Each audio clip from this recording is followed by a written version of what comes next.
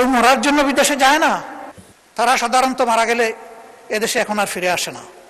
এক সময় 2 দিন, 5 দিন, 7 দিন, 13 দিন, 15 দিন পরে তাদের লাশ ফেরত আসত।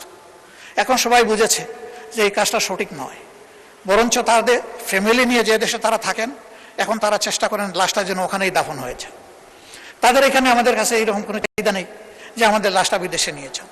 কিন্তু তারা জীবন্ত যখন আসে তখন লাশের চাইতে খারাপ পরিণতি কোনো কোনো ক্ষেত্রে তাদেরকে ভোগ করতে হয়। আমরা তাদের প্রতি কৃতজ্ঞতা দেখাতে পারি না। এমনকি কারো কারো আপনজন, আপন ভাই তাকে তার প্রপার্টি থেকে ডিপ্রাইভ করে, বিভিন্ন ধরনের আইনের জটিলতায় ফেলে দেয়, মিথ্যা মামলা দিয়ে হয়রানি করে।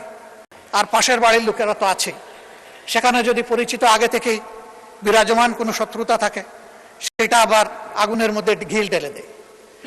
এই সমস্ত জটিলতায় তারা যখন পরে আইনের আশ্রয় নেন তখন যেখানে গিয়ে তারা সাশ্রয়টা চান, শান্তিটা খুঁজে পেতে চান, ওখানে গিয়ে আরেক তারা হয়রানির মুখোমুখি হন।